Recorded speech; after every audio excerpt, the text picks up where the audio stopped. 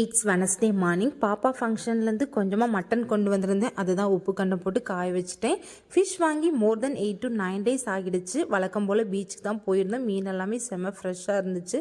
Rate ரொம்ப அதிகமாக இருந்துச்சு. இன்றைக்கி நண்டும் இறாலும் தான் கொஞ்சம் ரேட் கம்மி மாதிரி இருந்துச்சு. ரெண்டுமே வாங்கிட்டேன். இன்றைக்கி நண்டு குழம்பு மாதிரி வச்சுட்டு நாளைக்கு இறால் தொக்கு வச்சுடலான்னு சொல்லிட்டு இறாலை ஃப்ரிட்ஜில் ஸ்டோர் பண்ணிட்டேன். இறால் வாஷ் பண்ணி எடுத்த பிறகுமே 1 kg அளவுக்கு இருந்துச்சு. இவ்வளோமே சேர்த்து தான் 200 rupees. ஆஃப்டர்நூன் மேலே ஜுவல் ஷாப் தான் போயிருந்தோம். நான், அம்மா, அப்புறமா ஹஸ்பண்ட். எதுக்காகனா ஜுவல் ஷீட்டு போட்டுக்கலான்னு சொல்லிட்டு தான் போயிருந்தோம். 2 ஸ்கீம் இருந்துச்சு. மந்த்லி ஃபிக்ஸட் அமௌண்ட் கட்டுறது மாதிரி.